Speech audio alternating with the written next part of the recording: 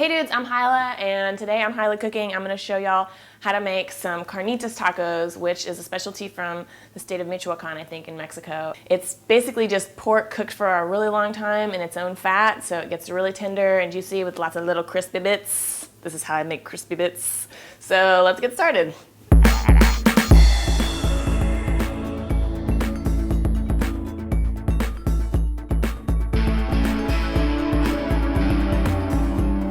So to start here, I've got about a 4-pound bone-in Boston pork butt.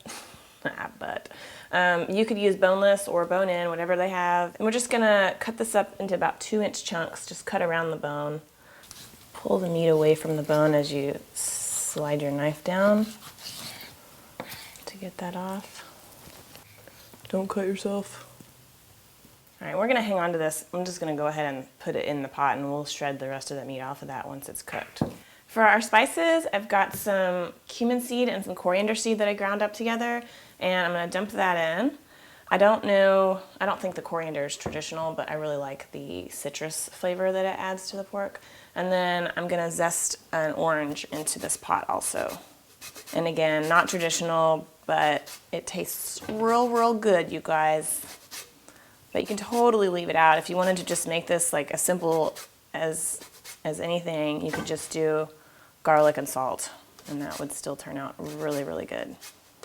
Okay, so about a half a teaspoon of that, and then I want the juice in there too. And this adds a little bit of sweetness. Okay, and then some lemon, which we don't want the seeds in there, so we'll do it this way. Come on, mussels, do your thing. A whole bunch of garlic, just rough chop it. By the time this is cooked, you're not going to be able to distinguish any kind of garlic chunks. Okay, and then our pork. I'm going to go ahead and turn the heat on. The bone, if you have a bone, put that on the bottom. And then also just kind of face the fattier pieces towards the bottom of the pan. Traditionally, this is actually pork that's like boiled for a long time in lard. So I've kind of got a little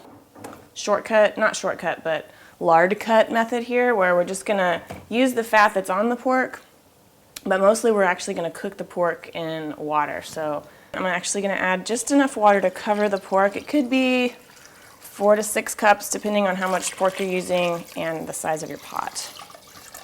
But that's just about perfect. And I'm gonna add some salt as soon as I wash my porky hands.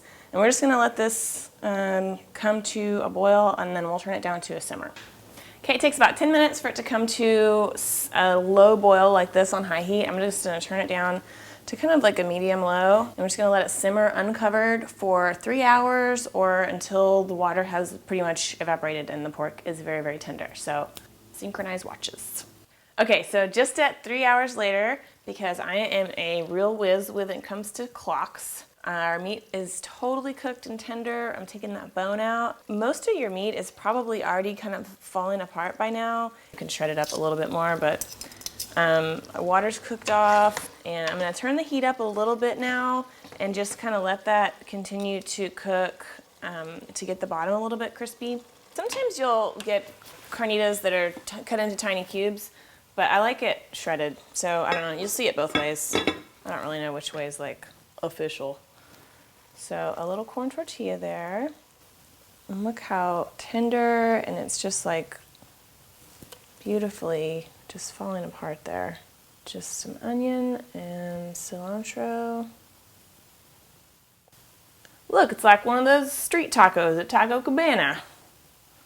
That was a joke. And a little bit of lime. Lime is really great with these to kind of cut through the heaviness of the pork. And I've got some super hot salsa I made with some just chiles de árbol and water and garlic.